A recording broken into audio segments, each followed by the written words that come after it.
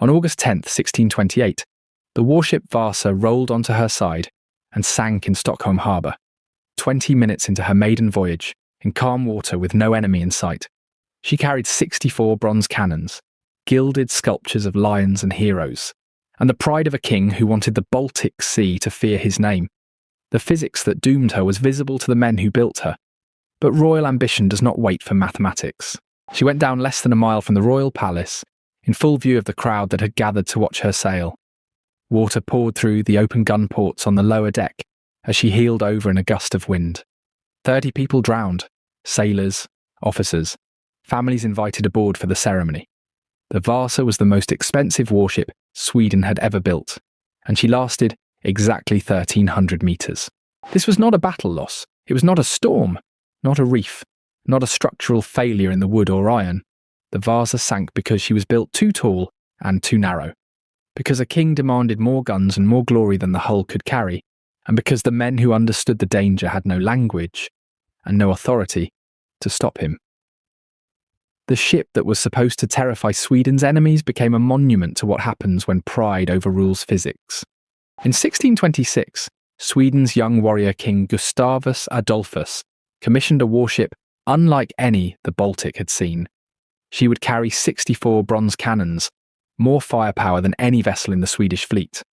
Her hull would stretch 220 feet, her mast tower 170 above the waterline, and every surface from stern castle to gunwale would be carved with gilded lions, mermaids, Roman emperors, and the king's own triumphal scenes.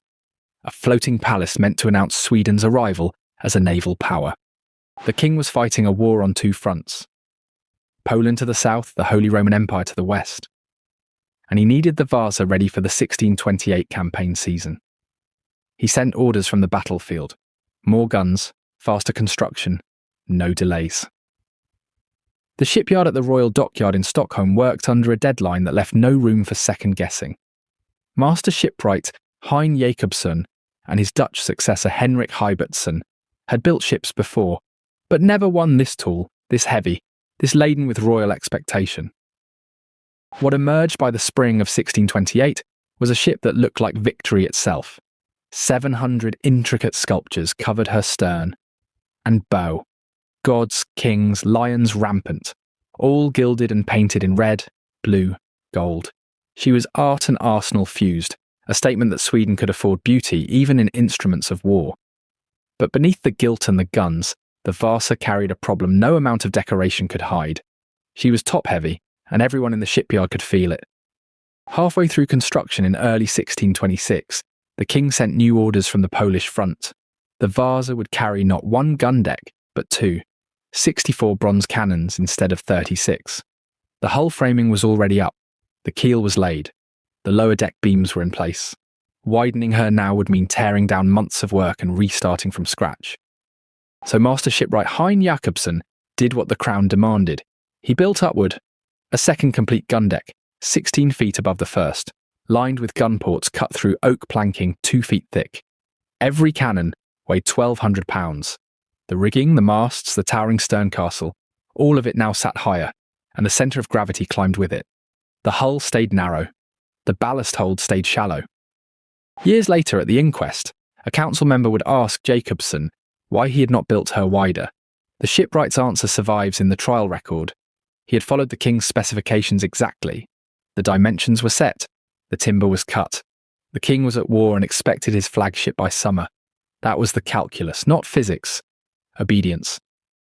But weeks before the launch, the shipyard already knew. Admiral Claes Fleming ordered a stability test, the simplest kind, the kind that required no mathematics.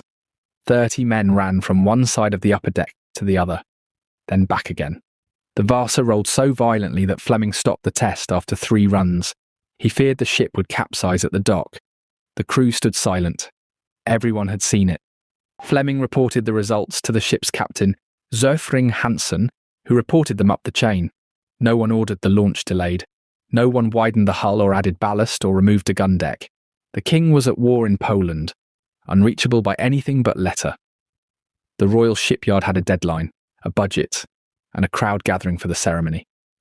The test had shown the danger. The system had no mechanism to act on it.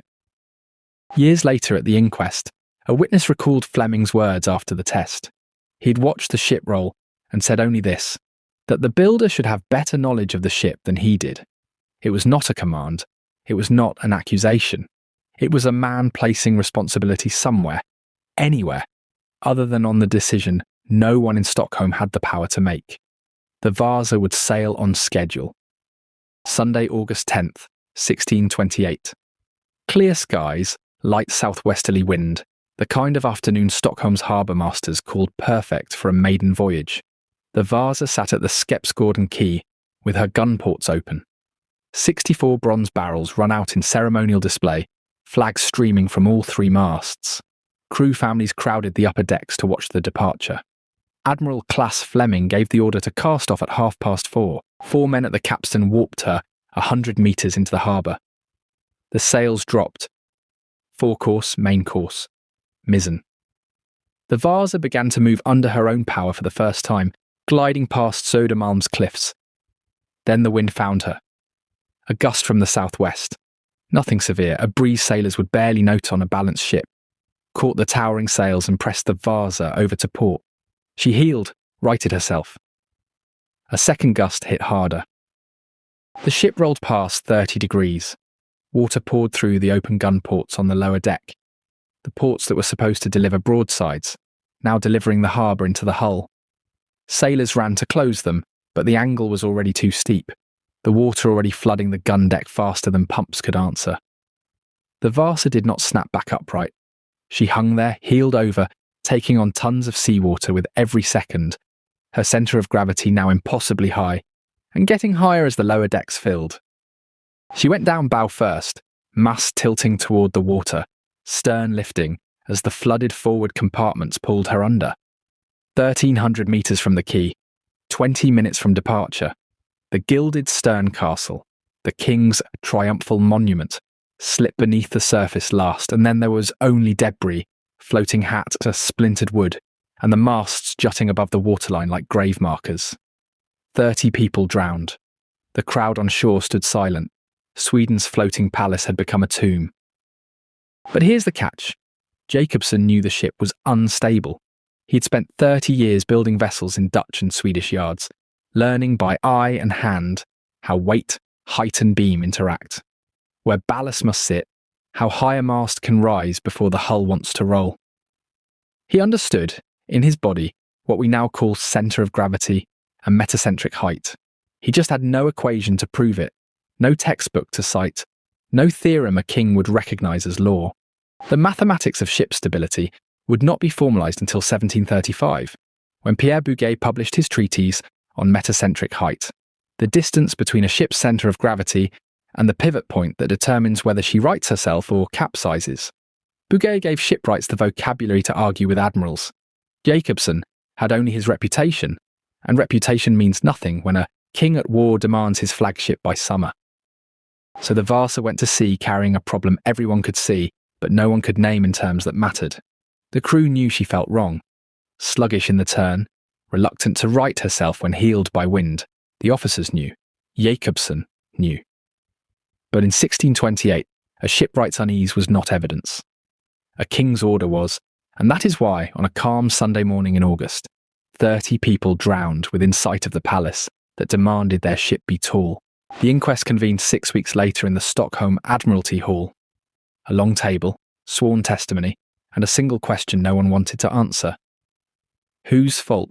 Captain Hansen testified he had followed orders. Admiral Fleming testified the builder should have known better. Hein Jacobsen testified he had built to the king's exact specifications. The surviving gunners testified the ports were open by command for the ceremonial departure.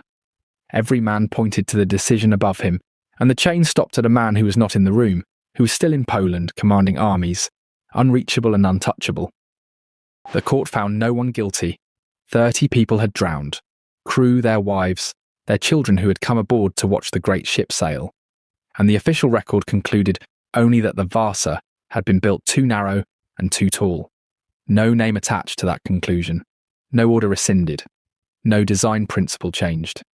The king returned to Stockholm the following year, reviewed the findings, and commissioned another warship, the Vasa's sister ship, already under construction, was quietly widened by 2 feet before launch. The Vasa settled 32 metres down into Stockholm Harbour's soft clay bottom, her masts sawn off at the waterline within days so shipping traffic could resume. And there she sat, in water cold enough and brackish enough that the shipworms that devour wooden wrecks in saltier seas could not survive. The Baltic's low salinity became her preservative. No teredo worms bored into her oak planking. No currents scattered her timbers. The silt sealed her gun ports, her carvings, her rigging blocks. The sailors' possessions still stowed below. For 3 centuries, the city above forgot she existed, while she remained almost perfectly intact in the dark. But memory has a way of surfacing. In 1956, a marine archaeologist named Anders Fransén began searching Stockholm's harbour floor with a coring device, pulling up samples of wood and mud, testing the old naval charts that marked the Vasa's approximate resting place. On August 25th, 1956, 328 years after she sank, his corer brought up a piece of blackened oak. He dove down and found her, upright, intact, her gun port still open, her carving still attached. The ship that pride had sunk, physics had preserved. 333 years later, a Swedish marine archaeologist named Anders Fransén was searching Stockholm harbour with a hand-coring tool, a steel tube he'd push into the mud, pull up, and examine for wood fragments. He'd been searching for the Vasa since 1956, convinced the cold, low salinity water had preserved her. On August 25th, 1959, the core came up black with oak. He marked the position. The Vasa was still there, 32 metres down, intact. The salvage took 2 years. Divers tunnelled 6 passages beneath the hull and threaded steel cables through, attaching them to 2 floating pontoons. On April the 24th, 1961, the pontoons were flooded, sunk beneath the Vasa, then pumped out. The ship rose in stages, 18 lifts over 16 days, each moving her a few metres higher, pausing to let water drain and timbers adjust. On the final lift, the bow broke the surface first, then the stern, then the mast still standing, dripping harbour mud in the spring sunlight. She sits now in her own museum on Djurgården Island, 95% original timber, the world's only preserved 17th century warship. The gilded carvings are still there, the gun ports are still there. The tilt is gone.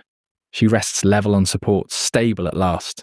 But walk the lower gun deck and you see the ports that let the harbour in, and you understand. This was not a mystery. This was a ship everyone knew would sink.